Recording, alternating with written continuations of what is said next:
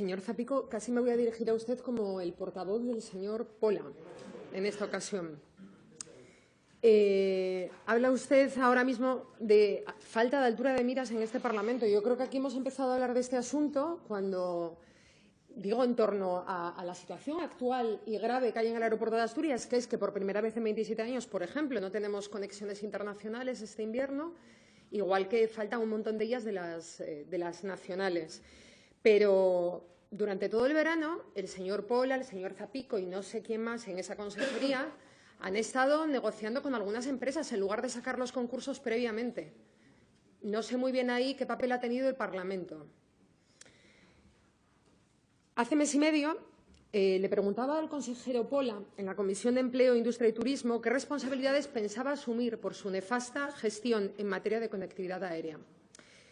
El fracaso de su política en aquel momento era ya un hecho, pero decidí plantear una pregunta para darle la oportunidad de reconocer un error y de hacer propósito de enmienda. Pero alguien lo comentaba antes previamente por aquí. No solamente el señor Pola, sino desde el Grupo Socialista se revuelven cada vez que hablan de este tema porque no se acepta haber cometido ningún error en una situación que objetivamente es grave y es crítica para las conexiones de Asturias con el exterior, en este caso las conexiones aéreas. Mientras no partamos de eso, difícilmente vamos a poder pensar en soluciones y, sobre todo, ver qué es lo que se ha hecho mal. Yo creí que el consejero en aquel momento iba a reconocer qué se había hecho mal y qué se podía hacer. No fue así. El consejero lo que dijo era que estaba en desacuerdo con la valoración que yo hacía en mi propia pregunta, que era hablar de una gestión nefasta. Y él recordó, ahí continuó con la matraca de las competencias y responsabilidades que tiene la comunidad autónoma en esta materia. Ya las conocemos.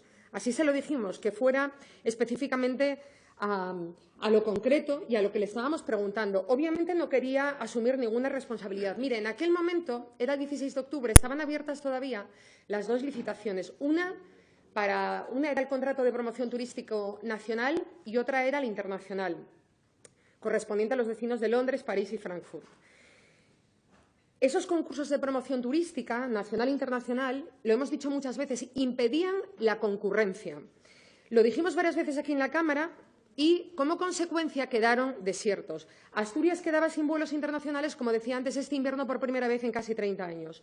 Y yo preguntaba, y pregunto todavía ahora, ¿qué compañía puede poner en marcha una ruta aérea en 2 meses si no conoce de este concurso previamente? El consejero obviamente no pudo contestar a esta pregunta. ¿Por qué no se sacaron primero esos concursos? Nos consta que en el verano estuvieron perdiendo el tiempo y no se sabe hablando exactamente con qué compañías, mientras veían qué concursos sacar y en qué condiciones en el mes de septiembre, cuando eran necesarios tenerlos en marcha en apenas 2 meses.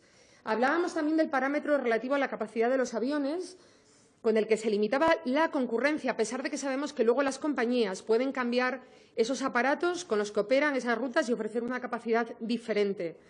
Y luego, las bases del concurso internacional, lo hemos dicho también, daban menos puntuación a la ruta internacional que más viajeros movía. Eso no tiene ninguna lógica, no es explicable desde ningún punto de vista. Si no atendemos a los datos, ¿a qué está atendiendo este Gobierno? Y, por el contrario, ustedes daban la máxima puntuación, ya lo hemos dicho, al aeropuerto de Heathrow, que había descendido su utilización un 42% en los primeros meses de 2018, y hace apenas unos días conocíamos que en el mes de octubre solo tuvieron 198 pasajeros. Iberia Express decidió cancelar unilateralmente esa ruta, tuvo ese número de pasajeros y volvía a ser la ruta menos utilizada con Londres, o el aeropuerto menos utilizado con Londres. Los números de 2018 confirman los números de 2017. Y es que a Londres, el aeropuerto que más viajeros mueve es el de Stansted, seguido por Gatwick y seguido por Heathrow. ¿Alguien nos puede explicar desde el Gobierno, por una vez, por qué razón se premia más o se puntúa más al aeropuerto de Heathrow? ¿Eso lo pueden justificar? De forma objetiva me temo que no. ¿Qué lógica hay detrás de una decisión como esta? Y luego el señor Pola acude a rankings internacionales constantemente para justificar una decisión que claramente no contenta a la mayoría de asturianos y asturianas. Y yo le recuerdo al Gobierno de Asturias y al Grupo Parlamentario Socialista que en el Reino Unido hay casi 15.000 asturianos y asturianas que tienen determinadas demandas, que han reunido un montón de firmas y que ustedes no tienen esa necesidad. Alguien decía el portavoz del señor Pola, el señor Zapico hoy, decía él que las empresas son unas chantajistas. Claro, sí, pero es que hay otros grupos de presión que ejercen chantaje sobre el Gobierno y tenemos un Gobierno débil que no sabe mostrar una posición fuerte y defender el interés general. Eso es lo que ustedes tienen que decir hoy aquí y explicar. ¿Por qué no defienden el interés general y de la mayoría? Explíquenlo. Y si hay que explicar presiones, explíquenlas también. Miren, desde que hablé con el consejero el pasado 16 de octubre han pasado más cosas, cómo no. El 24 de octubre conocíamos que el Ministerio de Fomento estaba dispuesto a declarar la ruta aérea con Madrid como obligación de servicio público y recordaba que el coste de limitar los precios en la conexión de Asturias con Barajas tenía que ser sufragado por el Principado. El señor Zapico reprochaba hace poco, en un debate que tuvimos aquí, que nosotros hubiéramos cambiado de posición pasando del a favor de estudiar una posibilidad a la abstención. Ustedes pedían inmediatamente la aplicación de esa obligación de servicio público sin tener siquiera un informe de rutas, coste y lo que nos iba a suponer a los contribuyentes en Asturias. Y al mismo tiempo usted estaba eximiendo de responsabilidad a las empresas y al Gobierno asturiano. Se lo tenía que contestar porque inducía error lo que usted dijo en aquel momento y creo que es preciso matizarlo. ¿Qué más? Quedó desierta la convocatoria del Contrato Nacional de Promoción Turística, después lo hizo el Internacional. El domingo 28 de octubre nos quedábamos, estábamos en la terminal de vuelos y había gente que hablaba de vuelos terminales. Efectivamente, se trataba más de vuelos terminales que de terminal de vuelos. Y hoy hemos sabido que la aerolínea TAP retira de la venta los billetes para volar de Asturias a Lisboa a partir del 31 de marzo, que eso había quedado ahí pendiente. Miren, cuesta entender esta situación si asumimos que el Gobierno se guía por el interés general. Lo que ocurre también en todo esto es que hay una planificación cero, que al final es como voy a hablar con las empresas y a ver lo que me cuentan y, bueno, con tenerlas contentas y que no se vayan es todo a lo que aspiro. Eso parece que es lo que se hace. Y luego, yo a veces tengo la impresión de que tal parece que desde el Gobierno se hubiera querido que estos concursos quedaran desiertos. ¿Sabe qué pasa? Yo he preguntado de dónde sale esa partida que se han sacado de la chistera de 5 millones de euros para vuelos internacionales y que anunciaba el consejero hace poco. Tengo la sensación de que la respuesta no ha llegado a tiempo porque no interesaba. La he preguntado con tiempo. No ha llegado porque no interesaba, yo creo.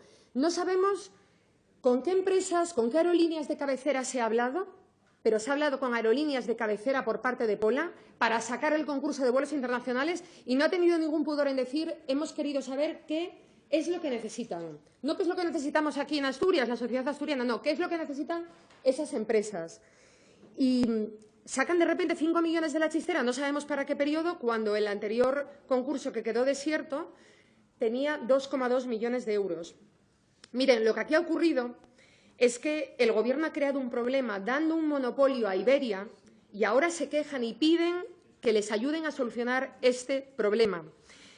Y aquí el debate en torno a la declaración de obligación de servicio público para las rutas a Madrid y Barcelona ha servido para tapar la responsabilidad del Gobierno y de las empresas, al contrario de lo que hemos escuchado de otros grupos parlamentarios cuando hablábamos de este asunto, incluido el que apoya, obviamente, al Gobierno.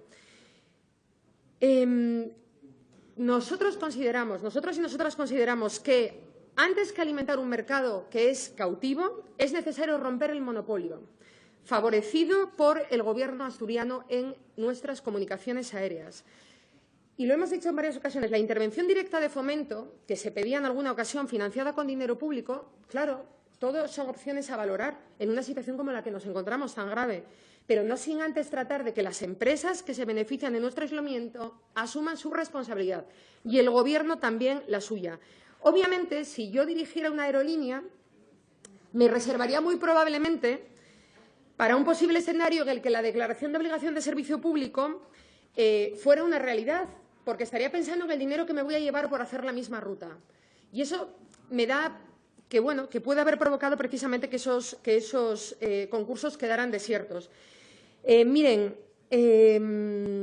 estaremos atentos a lo que haga el Gobierno desde este momento, como lo hemos estado en los últimos meses.